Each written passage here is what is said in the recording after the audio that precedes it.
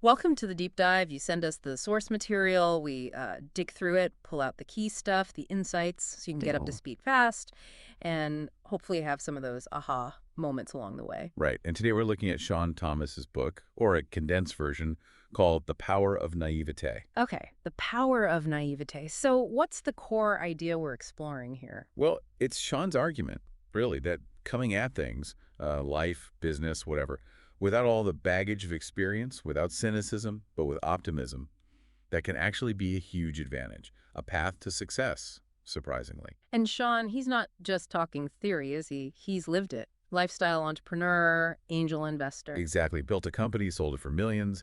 He's known online to Ask a Millionaire. Yeah. And he puts a lot of his success down to this idea of naivete. It's a fascinating angle, but we should be clear, right? He's not saying be ignorant. No, absolutely not. It's not about being clueless. Our mission, kind of, is to figure out how this open mind, this maybe nothing to lose feeling, lets you spot chances and just go for things where other people might get stuck overthinking or, worrying. Okay, so let's dive into that. Naivete.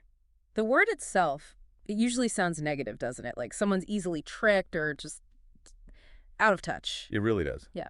And he cackles that perception head on. Right at the start, he quotes Pete Hine. Something like, "Naive you are if you believe life favors those who aren't naive." Whoa. Okay, that flips it, doesn't it? Makes you rethink. Totally.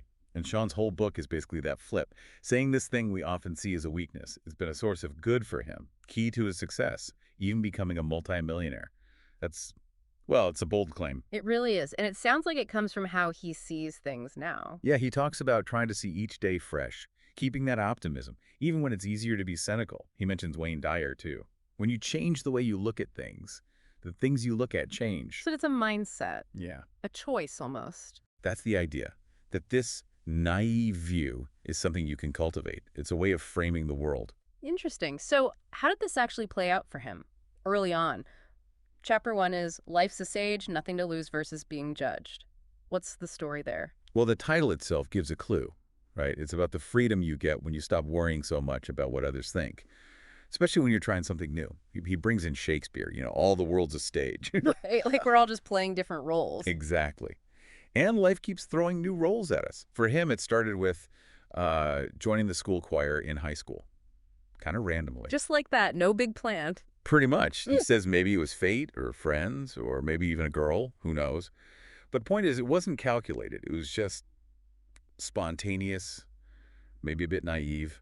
And boom, he finds out he's actually got talent, loves performing. And that led to more, right, swing choir competition. He progressed, went to California for competition. And that choir thing opened another door, an audition for a really prestigious performance group. Ah, okay. And this is where Nothing to Lose really kicks in. Totally. Picture it. Yeah. You're a teenager, maybe you don't really get how tough the competition is, and you decide to audition against hundreds of other super talented people. He admits he didn't fully grasp the odds. So his lack of experience, his naivete, almost protected him. You could say that. It shielded him from the kind of intimidation that might make someone else just not even try. He wasn't burdened by that fear. And he got in. Top Yeah. 60. That's impressive. So the lesson there is. It's fascinating, isn't it? When you don't fully understand how badly you could fail or what rejection might feel like, it can be liberating. You perform more freely, more like yourself. Yeah, that connects to something else he talks about, that distinction between judging the performance versus judging the person. Can you break that down? Oh, this is huge. So important for anyone scared of failing. Huh. He gives this simple example. Your boss critiques your work on a task. Okay. The feedback is about the task, the result. It's not about you as a person, your inherent worth.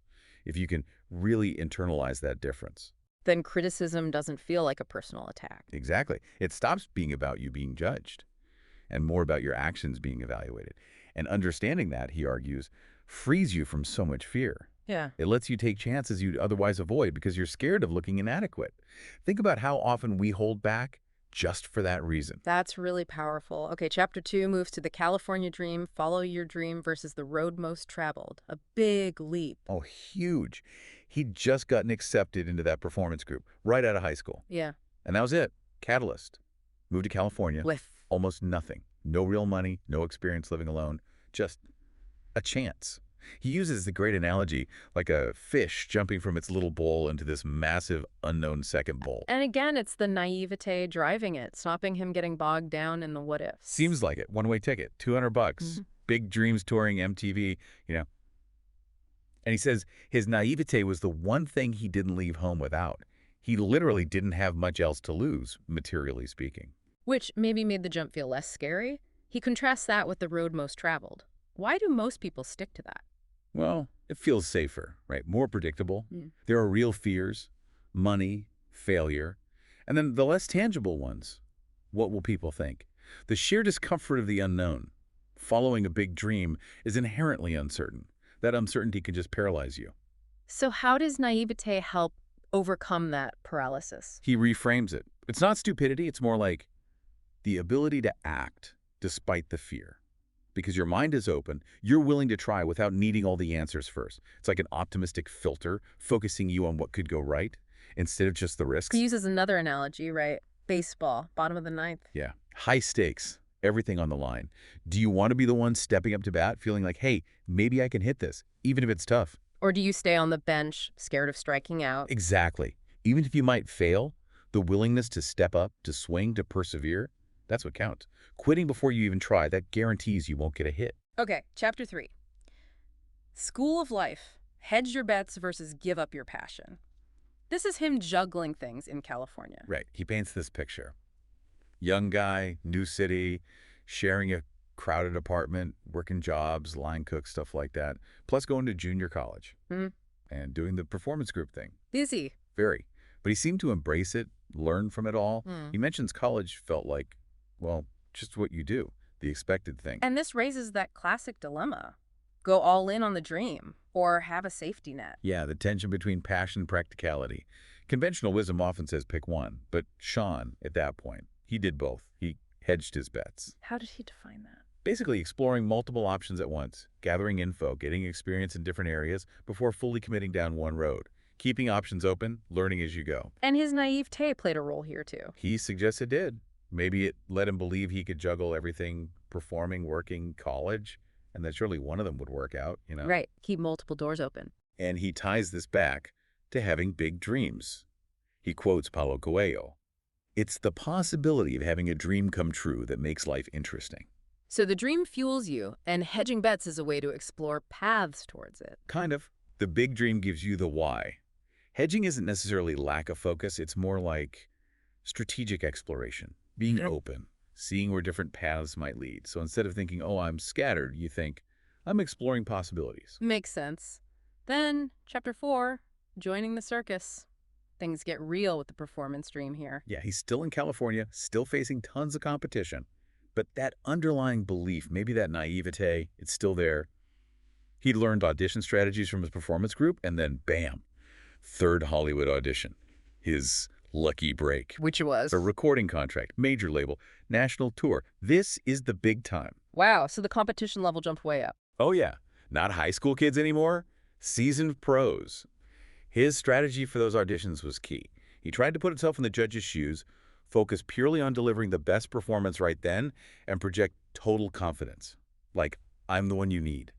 And it worked. 3 intense days, and he got the contract. Yep. And that chapter title, Joining the Circus, it becomes literal. He actually joined a circus. His group, N Motion, toured with Ringling Brothers and Barnum and Bailey, performed at Madison Square Garden for weeks. He talks about the difference between just talking about dreams and actually living them. It was this incredible, validating year. He says he got hooked on achieving big goals. But he also gives a nod to traditional paths, like getting degrees. He does. He acknowledges those are valid, important routes.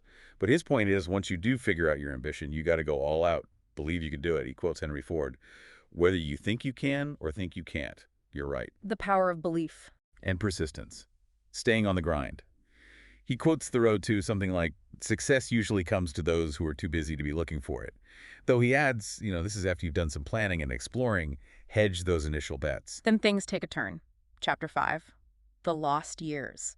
Sounds ominous after such a high. It really is a sharp contrast. The tour contract ends suddenly. He's left kind of adrift. No clear next step. And this period lasted quite a while. 7 years. He calls them lost. struggling after tasting that success, then fading back. He moved to Birmingham, stayed with a friend. He reflects later that he really wishes he'd had a mentor then, someone to help him figure things out. Sounds like a really tough time. Bankruptcy, financial problem. Yeah, it was rough. Failed relationships, car repossessed, almost lost his house, scraping by on spare change sometimes, tried get-rich-quick things, MLM stuff. Nothing worked. But he didn't give up. That's what's striking. He says he never lost that core motivation. Never felt totally defeated. He kept trying stuff, even if some ideas were maybe foolish. He still had this underlying confidence rooted in his past success that he would eventually succeed again. Even while waiting tables, he saw himself as a entrepreneur. Right. The desire was still there, burning away, even doing a regular job. That self-belief, he says, was his saving grace. Setbacks weren't the end. They were chances to learn, to keep going. He admits making bad decisions, though. Oh, yeah. Rash choices, poor judgment. But he framed it as growth. Learning the hard way that big achievements are tough, that lessons are everywhere. He realized his future success had to come from himself. And he ties this again to naivete. He knows it might sound naive to stay so optimistic after so many knocks, but he argues that naivete, especially when combined with positivity, is what keeps possibility alive. Like lacking negative experiences in one area means you're not limited by them. Sort of. Inexperience plus positivity. Possibility. He even makes a joke using that Dumb and Dumber scene, So you're telling me there's a chance. Huh. Right. Embracing even long odds. Exactly. It's about the power of possibility, even when things look bleak. Believing you can make it happen. Okay, chapter 6, my best, worst decision. He moves again. Memphis. Yeah, looking for a change. Gets into insurance sales, meets a guy, Frank, who becomes a mentor, then a business partner. And then comes this encounter. The one with Bill. Right. Cigar shop meeting. Bill pitches this idea. Selling a dial-up internet TV system to hotels. Promises huge money, like $245,820 a year. Dial-up TV. Even then, that sounds iffy. And Bill. Shawn describes him as the classic slick salesman type. Persuasive. Despite some doubts, Shawn and Frank go for it. Frank put up the money as CEO. Shawn handled finances, admin, sweat equity. And Shawn's thought was, what's the worst that could happen? That naivete again, maybe overlooking the potential risks. But it started well. Looked like a success. Amazingly well at first. Big profits quickly, lots of territory sold. But Shawn admits his naivete made him too trusting of Bill's promises. Until. About 6 months in, his gut starts screaming. Too good to be true. They dig deeper, find out Bill's been lying about key things. Oh boy, so they realized they hadn't checked things out properly. Exactly. Overlooked due diligence, got swept up in the initial hype. They had to fire Bill. Luckily, he had no equity. But then the real killer hit. Technology. Broadband internet. Took off way faster than they expected, made their dial-up product totally obsolete. The whole company basically imploded. So they had to shut it down. Yeah, wound it down. Shawn and Frank went their separate ways. Shawn was back at square one, financially, and Bill. Turns out he later went to jail for similar shady deals. Wow. So why call it his best, worst decision? Because even though it failed spectacularly, the experience was invaluable. He learned so much about running a business, identifying risks, spotting red flags. He found his interest in tech. He developed leadership skills navigating the crisis. So the failure itself built the foundation for what came next. Precisely. That slow defeat, as he calls it, gave him the confidence and know-how for his next venture. It cemented his belief that naivety gets you started. But wisdom comes from going through the ringer. He acknowledges now he'd analyze way more, probably avoid that deal today. But the lessons were crucial. Which brings us to chapter 7, failing forward. He's down again financially. Yep.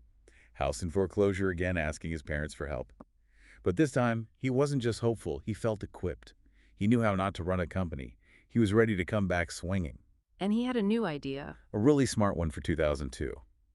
Put computers in hotel lobbies for guests to use for free. Okay, how did that make money? Low startup cost. He used his last $500 for one computer in one hotel.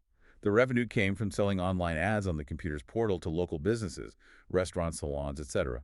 So it benefited everyone. The hotel gets a free amenity, guests get internet, local businesses get ads. Exactly. A win-win-win. And that company, Unigist, starting as just him in Memphis, it took off. Mergers, acquisitions made the Inc. 500 list. He sold it in 2013 when it was doing over $20 million a year, 100-plus employees.